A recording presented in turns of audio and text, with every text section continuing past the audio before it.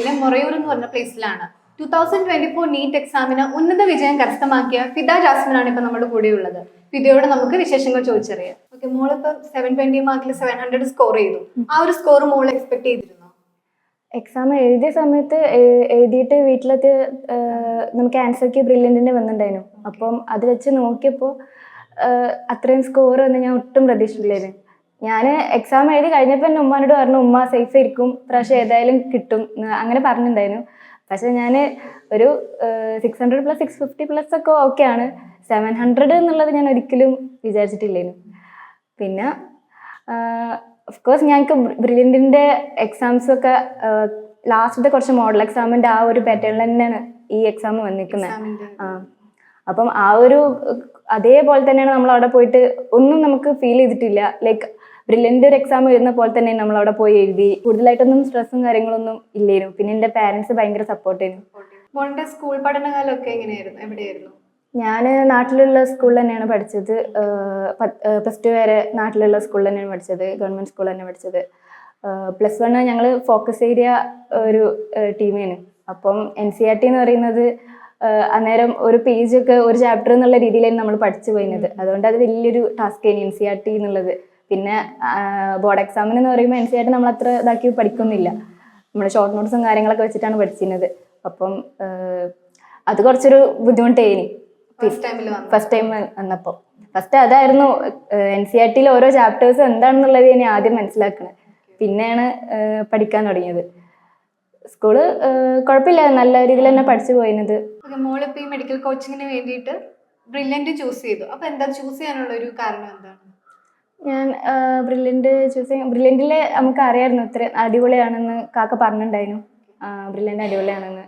പിന്നെ വേറെ ഒന്നും ആലോചിക്കേണ്ടി വന്നില്ല, അങ്ങോട്ടേക്ക് തന്നെ ഫസ്റ്റ് തന്നെ കൊടുത്തത് അങ്ങോട്ടേനും. റിപ്പീറ്റൊക്കെ അടുത്ത് തന്നെയായിരുന്നു. ബ്രില്യൻറ്റിനെ കുറിച്ച് പറയുകയാണെങ്കിൽ ഞാൻ ബ്രില്യൻറ്റിൽ വന്നതുകൊണ്ട് മാത്രമാണ് എനിക്കിത് കിട്ടിയത്. പിന്നെ അവിടുത്തെ എല്ലാം കൊണ്ടും അടിപൊളിയായി. ഹോസ്റ്റലായാലും ക്ലാസ് ആയാലും ഞങ്ങളെ ടീച്ചറാണെങ്കിലും നന്ദന മിസ് ഭയങ്കര സപ്പോർട്ട് ചെയ്യുന്നു.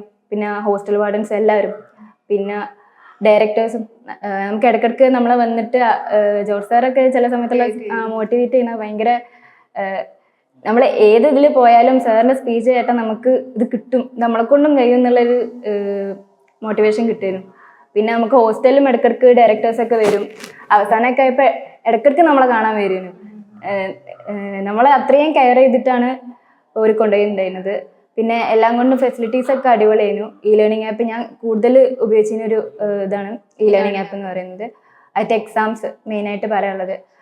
ലേണിംഗ് ആപ്പിൽ പ്രീവിയസ് ഇയർ ക്വസ്റ്റ്യൻസ് ഒക്കെ ഉണ്ടായിരുന്നു. അത് ഞാൻ കഴിഞ്ഞൊരു 10 വർഷത്തെ ക്വസ്റ്റ്യൻ പേപ്പേഴ്സൊക്കെ അവരതിൽ അപ്ലോഡ് ചെയ്യുന്നുണ്ടായിരുന്നു വിത്ത് സൊല്യൂഷൻ. അപ്പം അത് ഞാൻ റിപ്പീറ്റ് ചെയ്യും എല്ലാം ഉണ്ട്. കഴിഞ്ഞ വർഷത്തെയും അതിന് മുമ്പത്തെ വർഷത്തെയും സെറ്റ് ക്വസ്റ്റ്യൻസ് വരെ അവർ അപ്ലോഡ് ചെയ്തിട്ടുണ്ട്. അതൊക്കെ ഭയങ്കര ഹെൽപ്ഫുള്ളായിരുന്നു, കാരണം അതിൽ സൊല്യൂഷൻ ഉണ്ട്. അപ്പോൾ അത് ലേണിംഗ് ആപ്പ് ഭയങ്കര ഹെൽപ്ഫുള്ളായിരുന്നു. പിന്നെ ക്ലാസ് റൂമും ഭയങ്കര സാർമാരൊക്കെ അടിപൊളിയാണ്. ഫാക്കൽറ്റീസൊക്കെ ഭയങ്കര നമുക്ക് വേണ്ടിയിട്ടാണ് അവർ വന്നിട്ട് എടുക്കുന്നത്. അത് ആ ഒരു ഡെഡിക്കേഷൻ നമുക്ക് മനസ്സിലാക്കാൻ പറ്റും. നമ്മൾ അത്രയും അടിപൊളിയാക്കാനുള്ള കാരണം ഓർ തന്നെയാണ്. ഇപ്പം മോഡൽ എക്സാം ഒക്കെ നടന്നിരുന്നില്ല, അപ്പം ആ ഒരു ടൈമിൽ നമുക്ക് ഇപ്പോൾ ഉള്ള ഒരു സ്കോർ അറ്റൈൻ ചെയ്യാൻ സാധിച്ചിരുന്നോ? അതുപോലെ ഇപ്പൊ ചില എക്സാമിനൊക്കെ നമുക്ക് പെട്ടെന്ന് ചിലപ്പോൾ മാർക്ക് നമ്മൾ വിചാരിച്ചേക്കാൾ കുറവായിരിക്കും. അപ്പൊ ആ ഒരു ടൈമിൽ ഡീമോട്ടിവേറ്റഡ് ആവാതെ മോളെ മോട്ടിവേറ്റഡ് ആയിട്ട് നിർത്താൻ വേണ്ടി എന്താണ് സഹായിച്ചത്? മോഡൽ എക്സാമിൻ്റെ ഫസ്റ്റ് ഒന്നും അങ്ങനെ നല്ല അടിപൊളി മാർക്കൊന്നും ഇല്ലേനി, എന്നാലും കുഴപ്പമില്ലാത്ത രീതിയിലൊക്കെ ഞാൻ പോയിട്ടുണ്ടായിരുന്നു. മാർക്ക് കുറയുമ്പം ഭയങ്കര സങ്കടം വരും. പക്ഷേ ഞാൻ അങ്ങനെ വിചാരിക്കല് ആ സങ്കടപ്പെടുന്ന സമയം കൂടി ഇപ്പോൾ നോക്കിയിട്ടുണ്ടെങ്കിൽ അത് അത്രയും കിട്ടില്ലോ എന്നുള്ളതിലായിരുന്നു. പിന്നെ മോഡൽ എക്സാം ആണ് എനിക്ക് എങ്ങനെ പറഞ്ഞാൽ മോഡൽ എക്സാം കൊണ്ടാണ് ഞാൻ ഇത്രയും സ്കോർ വാങ്ങിയത്. കാരണം എനിക്ക് ആ ഗ്രാഫ് ശരിക്കും കാണാൻ പറ്റും. എൻ്റെ സ്കോർ കാർഡിൽ നോക്കിയാൽ അവസാനം ആയപ്പോഴാണ് എനിക്ക് ക്യാഷ് പ്രൈസ് ഒക്കെ കിട്ടാൻ തുടങ്ങിയത്. അത് ഭയങ്കര മോട്ടിവേഷനാണ് ക്യാഷ് പ്രൈസ് എന്ന് പറയുന്നത്. കാരണം ആദ്യമൊക്കെ ഉണ്ടായിരുന്ന മാർക്ക് എന്ന് പറഞ്ഞാൽ ഞാൻ 600 അബോവ് എപ്പോഴും വാങ്ങാൻ ശ്രമിക്കുമെങ്കിലും ഭയങ്കര ടഫ് എക്സാം ഒക്കെ വരുമ്പോൾ നമുക്ക് കുറയും. പക്ഷെ എന്നാലും നമ്മൾ എൻ്റെ ഉപ്പയും ഉമ്മയും എനിക്ക് ഭയങ്കര സപ്പോർട്ട് ചെയ്യുന്നു. നമുക്ക് ഫോൺ ടൈമിൻ്റെ ആ ഒരു സമയത്ത് ഞാൻ ഭയങ്കരമായിട്ട് എല്ലാവരും വീട്ടിലൊക്കെ വിളിച്ചാൽ ചിലവർക്ക് പറയും ഇങ്ങനെ വീട്ടിൽ വിളിച്ച് മാർക്കൊക്കെ കുറഞ്ഞ് കുറച്ച് വിഷമമാണ്, പക്ഷെ എനിക്ക് വീട്ടിൽ വിളിച്ചാൽ അത്രയും എനർജി കിട്ടും. കാരണം എൻ്റെ മാർക്ക് ഒരിക്കലും മാർക്ക് എന്താ കുറഞ്ഞ അങ്ങനെ ഒന്നും എന്നോട് ലൈക്ക് അങ്ങനെ പോലും ചോദിക്കില്ല. ഞാൻ റിപ്ലൈ അതെ, മാർക്ക് കൂടിയ ഞാൻ അങ്ങോട്ട് ചോദിക്കലാണ്, എൻ്റെ മാർക്ക് കണ്ടില്ല നിങ്ങൾ എന്താ ഒന്നും പറയാത്തതെന്ന്. അപ്പോൾ അവർ കണ്ടിക്കണ്. പിന്നെ അതേപോലെ ക്യാഷ് പ്രൈസ് ഒക്കെ കിട്ടിയാൽ എന്നോട് ഇപ്പോൾ എപ്പോഴും പറയും ഇതൊരു ബോണസ് ആയിട്ട് കൂട്ടണം, നമ്മൾ ഇതുകൊണ്ട് ഒന്നും ഇതാക്കരുത്, പഠിത്തമൊന്നും കുറയ്ക്കരുത്, ഇതിൻ്റെ ഒരു സ്റ്റെപ്പായിട്ട് കൂട്ടുക. എനിക്ക് അത്രയും സപ്പോർട്ട് തന്നെ എൻ്റെ പാരൻസാണ്. പിന്നെ ഓഫ്കോഴ്സ് എൻ്റെ ടീച്ചറും വാർഡന്മാരൊക്കെ എൻ്റെ കൂടെ ഉണ്ടായിരുന്നു. പിന്നെ മോഡൽ എക്സാമിൻ്റെ ഒരു പഠന രീതി കൊണ്ടാണ് ഇത്രയും വലിയൊരു സ്കോറിലേക്ക് ഞാൻ എത്തിയത്. അപ്പൊ നീറ്റ് എക്സാമിന് ഒരുപാട് പേര് പഠിക്കുന്നുണ്ട്. അപ്പൊ ആ നീറ്റ് ആസ്പിറൻസിനോട് നമുക്ക് എന്താണ് പറയാനുള്ളത്? എനിക്കെന്താ പറയാനുള്ള വെച്ചാൽ കൺസിസ്റ്റൻ്റ് ആയിട്ട് പോവുക എന്നുള്ളതാണ്. നമ്മുടെ മാർക്സും അവിടുത്തെ എക്സാംസിൻ്റെ മാർക്സും അതിലെന്തെങ്കിലും മാർക്ക് കുറഞ്ഞാലൊന്നും വിഷമിക്കേണ്ട ഒരു കാര്യമില്ല. പിന്നെ നമ്മൾ ആദ്യം മുതലേ നമ്മൾ അന്നെടുക്കണം അതേ ദിവസം തന്നെ പഠിച്ചു പോവുക. വീക്ക്ലി എക്സാമിനൊക്കെ നല്ല ഇമ്പോർട്ടൻസ് കൊടുക്കുക. കാരണം നമുക്കൊരു ചാപ്റ്റർ നല്ല വൃത്തിക്ക് പഠിക്കാൻ കിട്ടുന്ന ഒരു അവസരമാണ് വീക്ക്ലി എക്സാം എന്ന് പറയുന്നത്. മോഡൽ എക്സാം ഒക്കെ ആകുമ്പോൾ നമുക്ക് ലിമിറ്റഡ് ആയിട്ടുള്ള ചാപ്റ്റേഴ്സ് നമുക്ക് നല്ല വൃത്തിക്കൊക്കെ പഠിക്കാൻ പറ്റുള്ളൂ. പക്ഷേ വീക്ക്ലി എക്സാം എന്ന് പറയുമ്പോൾ നമുക്ക് ഒരു ചാപ്റ്റർ അത്രയും വൃത്തിക്ക് പഠിക്കാൻ പറ്റുന്ന വേറൊരു ചാൻസ് ഇല്ല. പിന്നെ മോഡൽ എക്സാം ഒക്കെ എത്തുമ്പം നിങ്ങൾക്ക് മനസ്സിലാവും ഏതൊക്കെ പോർഷൻസ് ആണ് നിങ്ങൾ വീക്ക് സ്ട്രോങ് ഒക്കെ. അപ്പം അതിനനുസരിച്ച് ടൈം ടേബിളൊക്കെ സെറ്റ് ചെയ്ത് പഠിക്കുക. പിന്നെ ഡൗട്ട് ക്ലിയറൻസ് ഒക്കെ ഉണ്ട് ആപ്പിൽ, അതൊക്കെ ഭയങ്കര യൂസ്ഫുൾ ആണ്. ഞാൻ അവസാനത്തേക്കാണ് അതൊക്കെ അറിയുന്നത്. അപ്പോൾ ഞാൻ അത് ലൈക്ക് നമ്മളത് ചോദിക്കുമ്പോൾ തന്നെ നമുക്ക് അതിൻ്റെ റിപ്ലൈ ഒക്കെ വരുന്നുണ്ട്.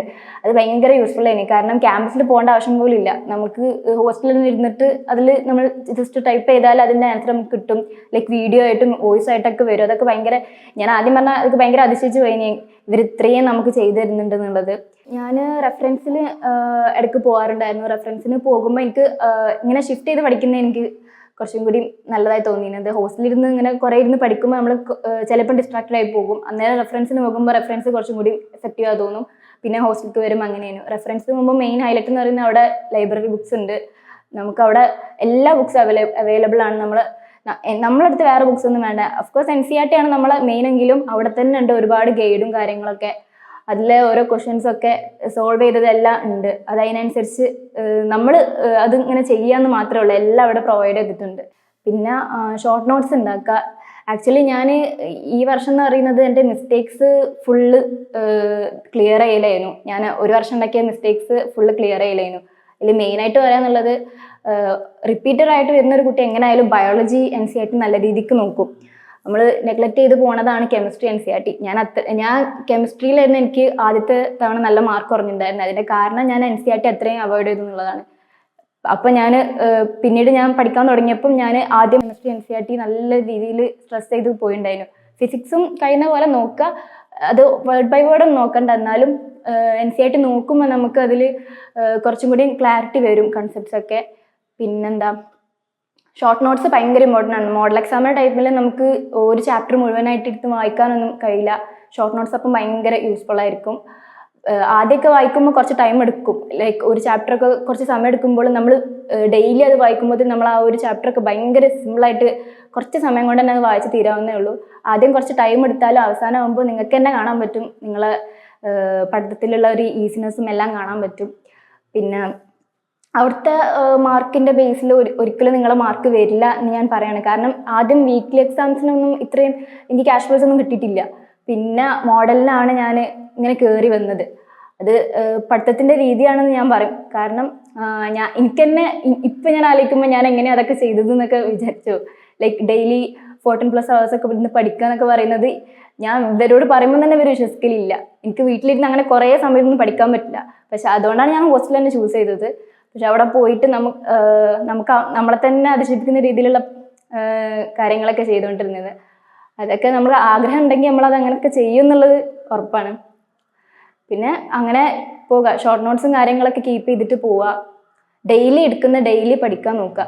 അത് ഭയങ്കര നമുക്ക് അവസാനം ആകുമ്പോൾ എക്സാം ആകുമ്പോൾ ബേർഡൻ ആകുമ്പോൾ ടെൻഷൻ കൂടിയിട്ട് നമ്മൾക്ക് പഠിക്കാനുള്ളതൊക്കെ കുറച്ച് നമ്മൾ വീക്കാവും. അപ്പം ഡെയിലി എടുത്ത് ആ കോൺഫിഡൻസ് എങ്കിലും ഉണ്ടെങ്കിൽ നമുക്ക് കുറച്ചും കൂടി ഈസി ആവും കാര്യങ്ങളൊക്കെ.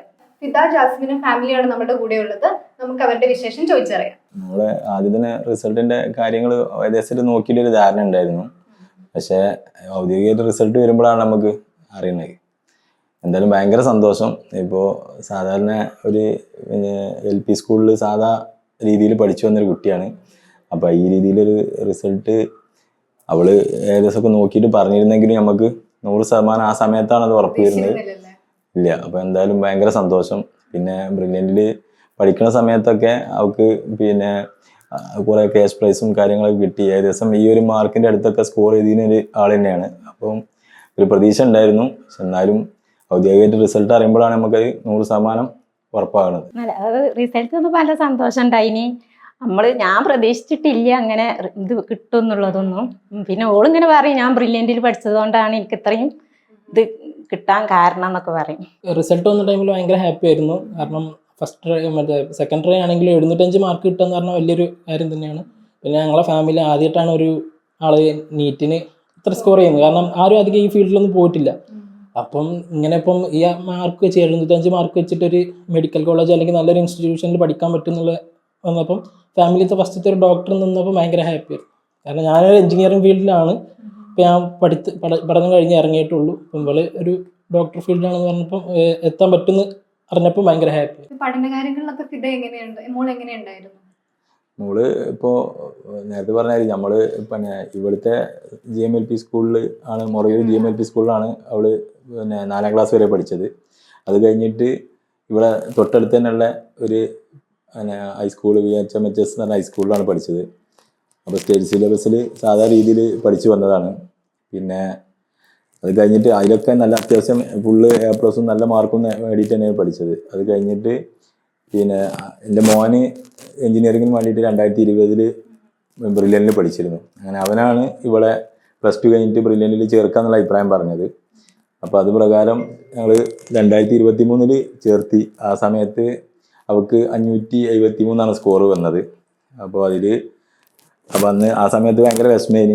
ആ സ്കോർ കൊണ്ട് ഒന്നും അവൾ എത്താൻ പറ്റില്ല എന്നുള്ളൊരു അഭിപ്രായം വന്നപ്പോൾ പിന്നെ അവളെ അഭിപ്രായം തന്നെയാണ് ഒരു വട്ടം കൂടി ഞാൻ ട്രൈ ചെയ്യട്ടെ, അത് ഒരു വർഷം കൂടി എനിക്ക് തരണമെന്ന് പറഞ്ഞ് അങ്ങനെയാണ് അവൾ വീണ്ടും ഒരു റിപ്പീറ്റ് ചെയ്യാന്ന് പറഞ്ഞിട്ട് ബ്രില്യൻറ്റിലേക്ക് വീണ്ടും പോണത്. അപ്പോൾ എന്തായാലും ആ സമയത്തും അവളെ സമയത്തോളം അവൾ ഒരു ലീവിന് വരെ വീട്ടിലേക്ക് വരാതെയും. അപ്പോൾ ഈദിൻ്റെ സമയത്തൊക്കെ ആണെങ്കിൽ ഞങ്ങൾ എല്ലാവരും കുടുംബം കൂടുന്ന സമയമാണ്. അപ്പോൾ ആ സമയത്തും ഞാൻ അങ്ങോട്ട് വരുന്നില്ല. അപ്പോൾ നമ്മൾ ബ്രില്യൻറ്റിൽ നിന്ന് അങ്ങോട്ട് വന്നാലോ ചോദിച്ചാലും അവൾ പറയും നിങ്ങൾ ഇങ്ങോട്ട് വരണ്ട, അപ്പോൾ എൻ്റെ മൈൻഡ് മാറും. അപ്പോൾ അതുകൊണ്ട് ഞാൻ പിന്നെ ഇവിടെ ഇരുന്ന് പഠിച്ചോളാം, ഇപ്പോൾ ഇത് കഴിഞ്ഞിരുന്നുണ്ടെങ്കിൽ എനിക്ക് നിങ്ങളൊപ്പം കൂടാലോ എന്നുള്ള അഭിപ്രായമാണ് പറയൽ. അപ്പോൾ അവളെ സ്വന്തം ഒരു ശ്രമം കൊണ്ട് തന്നെയാണ് ഈ ലെവലിൽ പിന്നെ നല്ലൊരു സ്കോറിലെത്താൻ വേണ്ടി സാധിച്ചത്. ഞങ്ങളെ പേരൻസിനൊക്കെ സമയത്തോളം ഞാനും പിന്നെ എൻ്റെ ഭാര്യക്കാണെങ്കിൽ വിദ്യാഭ്യാസം വളരെ കുറവുള്ള ആൾക്കാരാണ്. പക്ഷെ മക്കൾ അത്യാവശ്യം നല്ല രീതിയിൽ എല്ലാവരും നല്ല രീതിയിൽ പഠിക്കുന്നതാണ്. നിങ്ങളുടെ ഫാമിലിയിൽ വേറെ ഡോക്ടേഴ്സ് ഒക്കെ ഉണ്ടോ? ഇല്ല. അപ്പൊ എന്തുകൊണ്ടാണ് MBBS സെലക്ട് ചെയ്യാൻ കാരണം? MBBS +1 +2 പഠിക്കുമ്പോൾ സയൻസ് ഭയങ്കര ഇഷ്ടമായിരുന്നു. പിന്നെ ബയോളജി അത്ര ഇഷ്ടമല്ലേനു. പക്ഷെ അത് അറിഞ്ഞപ്പം ഭയങ്കര ഫിസിയോളജി ഒക്കെ +1 +2 സമയത്ത് ഫിസിയോളജി ഒക്കെ വന്നപ്പോൾ ഭയങ്കര ഇൻട്രസ്റ്റ് ആയി. പിന്നെ അപ്പോൾ അങ്ങനെ കൂടുതൽ ഇങ്ങനെ അറിയാൻ ശ്രമിച്ചപ്പോൾ അടിപൊളിയാന്ന് തോന്നി. അങ്ങനെ റിപ്പീറ്റ് ചെയ്യാൻ വേണ്ടി പോയതാണ്. ആക്ച്വലി റിപ്പീറ്റ് ചെയ്യാൻ പോയപ്പോഴാണ് എനിക്ക് കുറച്ചും കൂടി ഈ ഫീൽഡിക്ക് അത്യാവശ്യം നല്ല താല്പര്യം വന്നത്.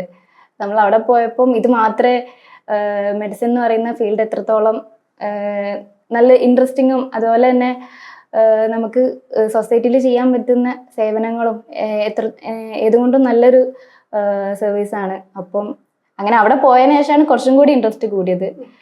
പിന്നെ അതന്നെ ആയി, അത് കിട്ടണം തന്നെ ആയി. അങ്ങനെ അപ്പൊ ഇത്രയും നേരം നമ്മുടെ കൂടെ വാല്യുബിൾ ടൈം സ്പെൻഡ് ചെയ്ത ഫിദ ജാസ്മിനും ഫാമിലിക്കും എൻ്റെ ഒരുപാട് താങ്ക്സ്. മോക്ക് കോഴിക്കോട് മെഡിക്കൽ കോളേജിൽ പഠിക്കാൻ പറ്റുന്നതെന്ന് ഞാൻ വിഷ് ചെയ്യുന്നു. കൺഗ്രാറ്റ്സ്. എൻട്രൻസ് സംബന്ധമായ വാർത്തകളും അപ്ഡേഷനുകളും ഏറ്റവും വേഗം ആധികാരികമായി അറിയാൻ ബ്രില്യൻറ്റ് സ്റ്റഡി സെന്റർ പാല യൂട്യൂബ് ചാനൽ സബ്സ്ക്രൈബ് ചെയ്യുക. ബെല്ലൈക്കൺ അമർത്തുക. ഈ വീഡിയോ മറ്റു സുഹൃത്തുക്കളിലേക്ക് മാക്സിമം ഷെയർ ചെയ്യുക.